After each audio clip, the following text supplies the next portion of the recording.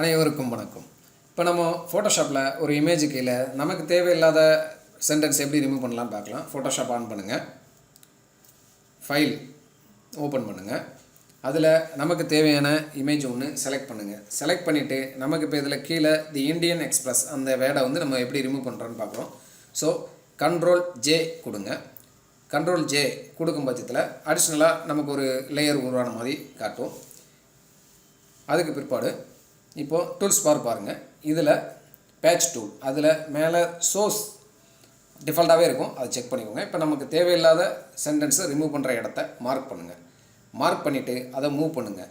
Move பண்ணி எந்த இடம் வேணுமோ அதை செலக்ட் பண்ணி அந்த இடத்த வச்சுட்டு Ctrl+T கொடுத்தீங்க அப்படின்னா ரெண்டும் மெர்ஜ் ஆயிரும். ஸோ இப்போ உங்களுக்கு இமேஜ் ரெடி. நன்றி.